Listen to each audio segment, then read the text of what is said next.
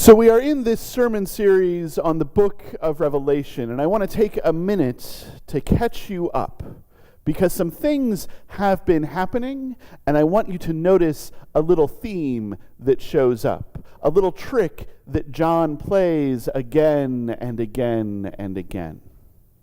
So we started this sermon series at the very beginning of Revelation where John meets Jesus, meets Christ, who tells him, I was alive, and then I was dead, and now I'm alive forever, and I hold the keys to death and Hades in my hand.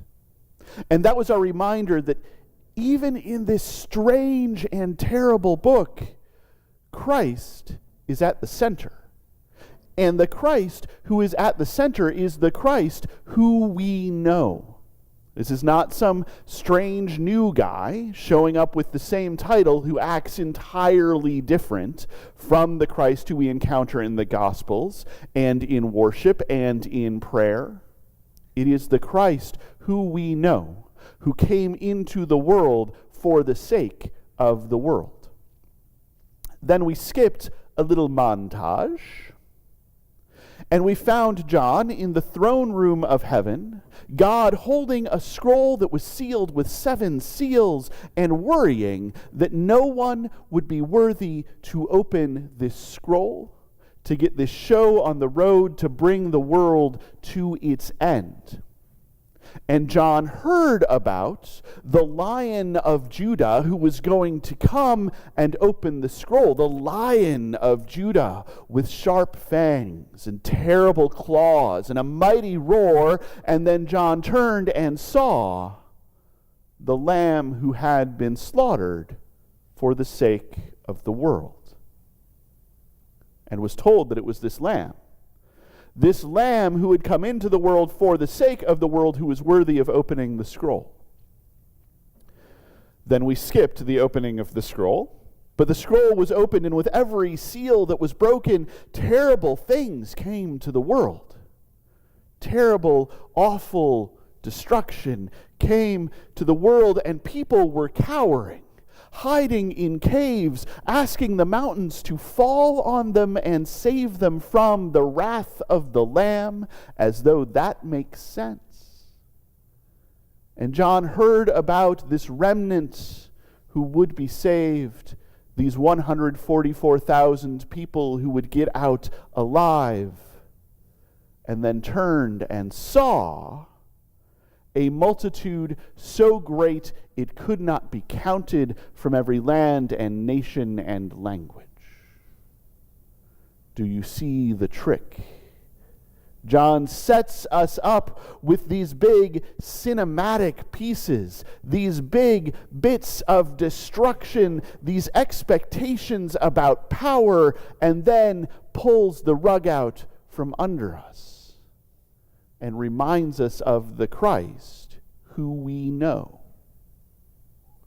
The Christ who was slaughtered for the sake of the world, who saves many. Salvation is not stingy. Liberation is not little. Redemption is not runtish. Now we have skipped another big cinematic bit. After the scroll, there were trumpets. 7 seals on the scroll, 7 angels with 7 trumpets. There's a theme going on. And as the angels have blown these trumpets, more destruction has come to the world. And that is such a hard thing to reconcile with the Christ who we know. So we need to put this bit that we're skipping in context, because it's going to be important for understanding the bit that we read, this strange thing about a strange scroll that tastes good in the mouth and sour in the stomach. When those 7 seals were broken, one of the seals caused a group of martyrs under the throne of God to cry out for justice, to cry out for revenge, to cry out for those people who had hurt them to get what is coming to them. And it is easy to read the book of Revelation to imagine the end of creation through the lens of revenge. It is a theme that we actually see through Scripture. There are psalms that talk about making sure that the wicked get what is coming to them. The Gospel of Luke is obsessed with the idea of a great reversal. The poor and hungry being filled up, the rich being sent away empty. There is this idea that justice is just turning things around, so that I, who have been wronged, who have righteous grievances, get my reward, and those people who caused me to have righteous grievances, who hurt me and harmed me, get what is coming to them. There is this idea that justice is revenge. If you want to see that in action outside of the Bible, there is this book called The Apocalypse of Peter. It is the first Christian writing where we see heaven and hell, where Peter is taken and shown these things, and it is the first one where hell is full of ironic punishments, of people reaping the seeds that they planted in life. And there's even this idea amongst the early Christian church, amongst the church fathers, amongst the doctors of the church, amongst these important people, that one of the consolations of heaven is that the righteous, the saved, the liberated, the redeemed get to look into the ironic punishments of hell and take joy in the fact that those who tormented them in life are getting what is coming to them. We like revenge. Humans like revenge.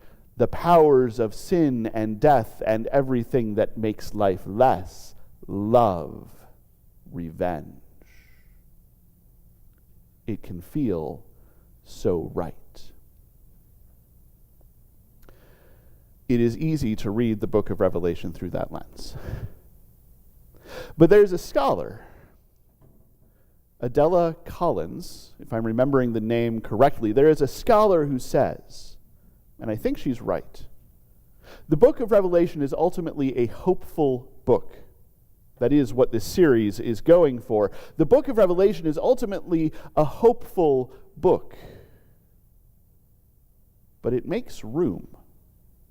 It makes room for that human impulse. It makes room for those powers of sin and death and everything that makes life less within us. It makes room for our fantasy. Our fantasy that somehow revenge is justice. And so we get these bits. We get these people crying out for the justice that looks like revenge, or for the revenge that looks like justice, that they think is justice. And then we get these trumpets bringing destruction to the world, making sure that those people get what's coming to them. And then, right before the final trumpet, right before the mystery of God is announced, there is a pause. There is a break. Everything stops. Because it turns out that revenge is not how God works. Let me be clear. Again, I get the impulse. I understand what it is to want to look at somebody who has wronged me and see them be wronged in return. And I am sure that there are people in this world, people in this church, maybe even people in this room who occasionally look at me and say, "You have wronged me. I would like to see you be wronged in return." I know that there are entire movements in this country rooted in the idea of a grievance and revenge for the grievance, of making sure that the right people get hurt. I understand the impulse. But I am here to tell you, and I am going to tell you, and I'm going to say again and again and again and again and again that God does not do revenge. I say that because of Scripture, And I say that because if God does revenge, if God gives us all what we deserve, if God is going to give me what I have earned, I am in a lot of trouble. Because I have hurt people. I have hurt people in this world. I've hurt people in this church. I've probably hurt people in this room. And if I had to take all of that on, if I had to be hurt in turn for every way that I had harmed someone, for every way that I had dishonored the image of God in others and in myself, there is no way I could bear that. It would be impossible. I would have no hope. But I have heard, and I have seen, and I have faith, and I know that God does not do revenge, that God does not pay us back for what we have done, that God, who is love, has come into the world as one of us to live the life we could not live, to love the love we could not love, and even when we nailed him to a cross and laid him in a tomb, God got up and stepped out into the garden, said, "I'm not done with you yet."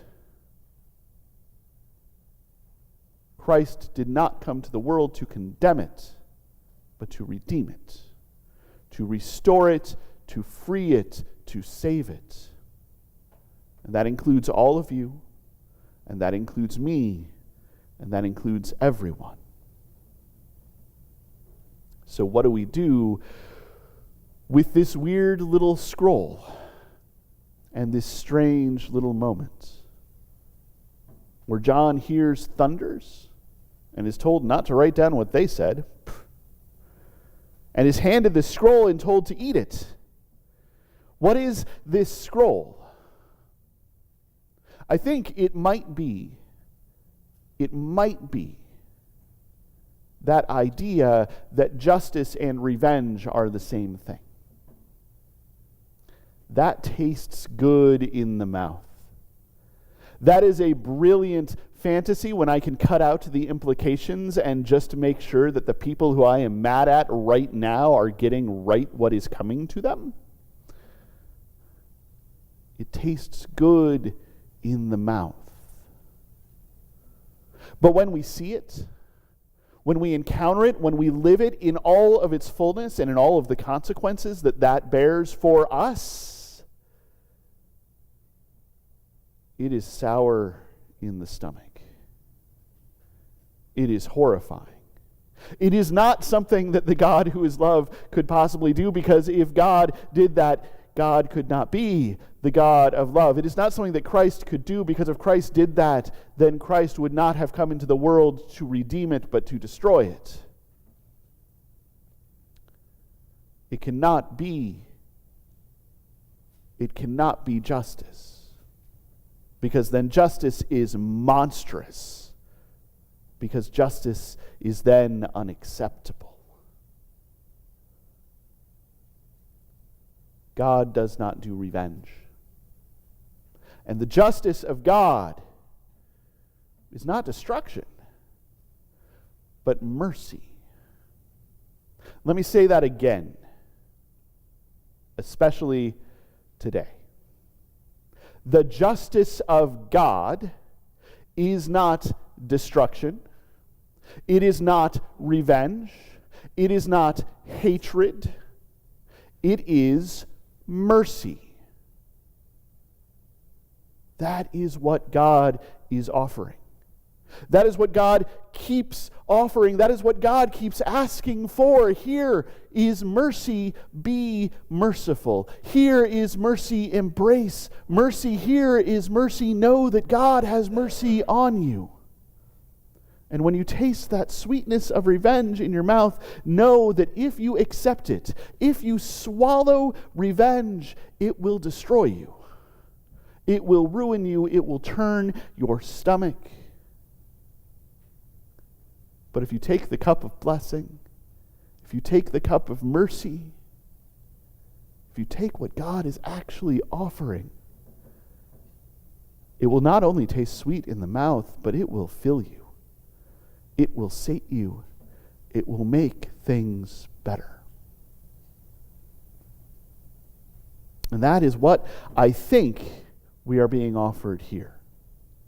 That warning. Do not accept revenge, but accept mercy. Accept grace, and let that overflow into the world until all of the world knows that there is mercy and grace.